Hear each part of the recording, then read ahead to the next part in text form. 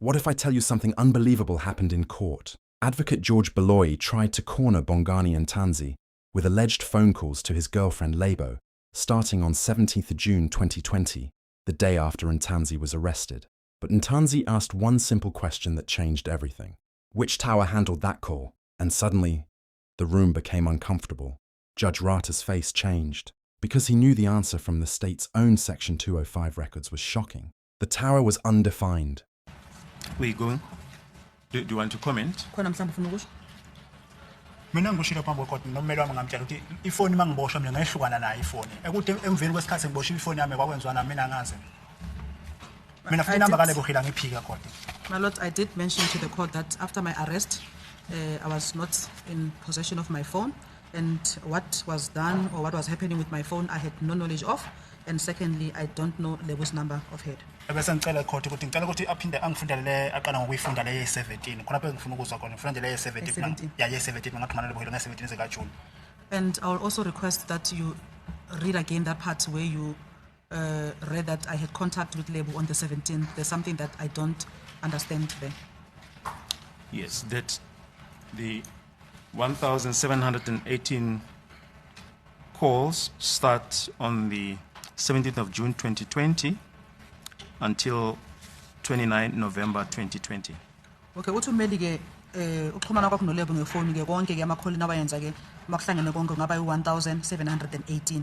Bakuthatha kusukela i17 zika June ngo2020 kuze kube u29 zika November ngo2020. Ngicela nje ukubuza lapha i17 ngangikiphi indawo ifoni yami yakiphi indawo. I just want to find out from you on this 17 where was my phone and where was I? You can comment if you want to comment, Mr. Ntanzi, and not ask questions. Ithi ke umbuso ke wena ke awumbuzi imibuzo ke wena mhlawumbe ungaphendula mhlawumbe khona mangabe khona mhlawumbe ukusho ungasho ufuna ukusho kodwa awubuzi ke wena imibuzo. Cha phela phambi kwekade bangithi mina bengifundela ukuthi nge-date so nge19 inamba esoyixhumana nobani endaweni esokuyiphi i-tower manje sekushiwo i-date ye17 i-tower isashiwo. My lord, the reason for that is because initially when these communications, it will be said the date and the place and the tower, but now when we come to this particular date, the 17th, the tower is not mentioned. Nothing is said about it. Yes, we have just read the record to you, which states that the towers are admitted. Uthi ke umshushisi ke sebakufundele ke konke ke ama towers ukuthi ke avela phansi kombhoshongo yipi ke konke lokho kwamukela inkantolo obameli ukuthi asufakaza abangathanda ukuphikisa lokho. Cha mina ngibuza nge17 phambi kwecourt. But I'm asking about the 17th before the court. Dingakho ngicela i-tower yange17 ngangikiphi indawo. That's why I'm requesting particularly for the tower of the 17th of where I was on that day. We have just looked at section DD5E, Roman figure 1, your section 25. The tower is undefined. Yes, it says undefined. Uthi ke umshushisi ke babhekile amaphepha lawana ke akumele akhombise ukuthi ke umbhoshongo bekuphi. Ithi ke umbhoshongo ke awubonakali noma ke awuvelanga.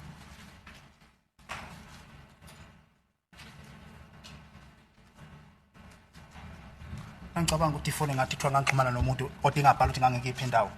I don't understand that the phone will show contact but it will not show where I was. Ngoba kuthiwa ngangixhumana nale namba nge17 nge17 kwakukhona umangene ekseni ngaphuma ngaye boardroom. Because they said I had contact with this number on the 17th, but on that 17th, uthi ubuna umangena. Umangele uzongithatha ama picture maqeda apha bangithatha bangise boardroom.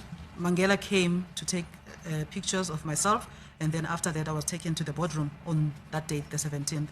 Yes. Your section 25, exhibit DD5, Roman figure DD5E, Roman figure 1, indicates that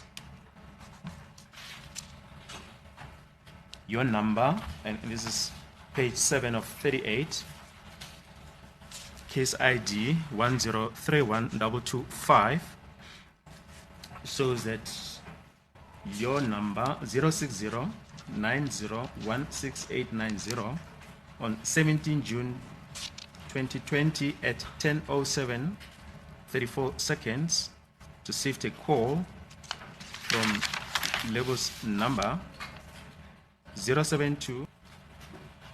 The call went to voicemail. It's call for what? lasting a minute, and it says the tower undefined. Manje ke uma sibheka ke upage ikhasi lo number 7 kumakhasi wonke mawaphelela abo 38 iyakhombisa mali iyakhombisa ke ukuthi inombolo yakho ke u060906890 mhla ka 17 June ngo2020 isikhathi ku 10:07:34 yathola ke ucingo lingenayo ke suka enomborweni kaLebu inombolo kaLebu ku 0726191698 noma ke ucingo lakho nalila ku voicemail umbhoshongo ke awukhombisa. Kwasenkantolo ngelanga le-17 kwakuyilanga le-boardroom kukhona amaphoyisa la ayezongibhenya ubabugininda nangelanga likaMangena futhi lechome. My lord, the date of the 17th was the day for boardroom. There were police officials, including Gininda. They were there for some questioning and also for the pictures. Yes, you asked for the tower information. That's the tower information. Undefined, to recall that the evidence of Ms. Fillingham was that there was no coverage. Uthi ke mawukhuluma ngendaba yombhoshongo ukuthi ke umbhoshongo bekuyini ke ngalosuku lolo ke uma singaphinde futhi sibuyele futhi emuva ke ukukhumbule ubufakazi obathola la enkantolo ke ufakazi uyowathi ke bekungekho indlela noma bekungekho ukuthi bangakhona ukuthola umbhoshongo walolo suku lolo. Mina ngazi noma ngizwe kabe ni mangitolekela phambi kodwa ukuthi nge-17 bangaxhumana nale namba kaLebu. Angazi mangizwe kahle mhlawumbe yimi ngezwanga kahle. I'm not sure if the interpretation, I understood the interpretation, but I think I heard that on the 17th, my number had contact with Lebu's number. Yes, but you wanted tower information, and we just showing you the extract of the section 205 that indicate that the tower is given here as undefined. Yebo kunjalo uzwe kahle kodwa ke wena ngithi nawe uye wacela ukuthi ke bakutshela ukuthi nge-17 days ke bekuyini ke ithawa ke umbhoshongo ke lo ke ubungakuwe ke umshosha wasebeka ukuthi ke manje ke awukhombisi ke umbhoshongo ukuthi ke bokuphi ngalenkathi kuxhumana ke lo manombolo amabili. Ingakho nje bengitshela ikhotha ukuthi mina ngangena iphone ngiphendula le answer le phendula iphone yami yabona imukela ama SMS ise 3G PTA not NGA. My lord, I would like to mention again that I did not have a phone, and also when you look at the document here it shows that my phone received SMSs. Ubufunda kuphi ukuthi? Bengifunda la sisabona ngelabola nakama tower khona. And then it shows the towers 3G PTA North. Ngiphinde futhi ngiphendule yange-17 nge-17 sona nje ngabo 10 11 12 kwakusikhathi zabomangena ngabo 1 ukuyale kwakusikhathi sabo Gininda. And also to respond on this date, the 17th of June 2020, around 10, 11 or 12, it was time for consultation with Mangena, and around 1 with Gininda. Ngoba isikhathi ngangasiphethe kodwa ngokubuka kwelanga phandle mangibuka ilanga phandle. I did not have a clock but looking at the sun outside, I would say it was around that time. Until what time were you busy with the investigating team? Manje ke nalabantu laba abaphenyayo ke uyoba nesikhathi singakanani nawo? Ngeke ngikwazi ukumeshina isikhathi sase boardroom. I'm not able to mention the time spent in the bedroom here in court. Angithi umhana uthi wangibhuka. Yete ngongizongikhombisa ukuthi wangibhuka ngasiphi isikhathi wangibuyisela ngasiphi isikhathi. Since Mohane mentioned that he booked me, we can refer to that. When exactly did he book me out and also book me in? Yes, that is evidence that is already on record as per exhibit MM. These are the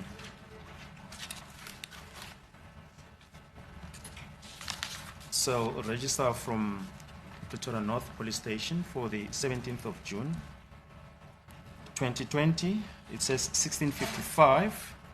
It's against the serial number 494/498. Says investigation out. Detective Sergeant Mohani of National Cold Case Unit with one suspect on Nongoma case 16310 of 20. It says 2018, but we 2020, but he corrected it to 2018. What happened here is extremely important. The state is relying heavily on phone records to try to build a narrative around Ntanzi. But when Ntanzi calmly demanded the cell tower location, the foundation of that narrative started shaking. How does a call exist without a defined tower. Every cell phone communication connects through a specific network tower. That is how investigators normally determine location, movement, and proximity. Yet in this case, the state's own document says the tower is undefined. That alone raises serious questions. But the situation becomes even more troubling when you consider something else. According to the allegations, Ntanzi made that call on 17 June 2020. Yet that was the same period when he says he was taken into a boardroom and tortured while being forced to confess. So the question becomes unavoidable. How does someone make phone calls while allegedly being interrogated and tortured by police? And there is another glaring gap. The prosecution claims there was a conspiracy involving Kelly Khumalo in the murder of Senzo Meyiwa. But strangely, there are no calls presented between Ntanzi and Kelly Khumalo. None. Instead, the focus shifts to calls with a girlfriend. That shift itself raises eyebrows, and when Ntanzi demanded clarity about the tower location, you could see the atmosphere in court change. Even the judge, who often appears sympathetic to the prosecution, reacted visibly. Because when a key technical detail like a cell tower suddenly becomes undefined, it opens the door to a much bigger question. Are these records reliable? Or is something very wrong here? But I want to hear from you. Do you believe a phone call can genuinely exist without a tower location? Or does this raise serious doubts about the evidence being presented in this trial? Comment below and tell me what you think. The state may be walking itself into serious trouble. If a phone call in their own Section 205 records shows the tower as undefined, it weakens the reliability of the evidence they are using to build their case. Cell tower data is normally used to establish location and movement. So when that key detail is missing, it raises difficult questions about how accurate or dependable the records really are. And if evidence in a murder case appears unreliable or fabricated, the danger is enormous. Not only could innocent people be wrongfully convicted, but the real truth about who killed Senzo Meyiwa could remain buried, undermining public trust in the justice system. What do you think about this moment in court? Share your thoughts in the comments, and if you want clear updates and fearless analysis on the Senzo Meyiwa trial, don't forget to like, subscribe, and join the conversation. Your opinion matters. Thank you so much for watching. Stay informed, stay engaged. Until next time, I'm Skybridge. Goodbye.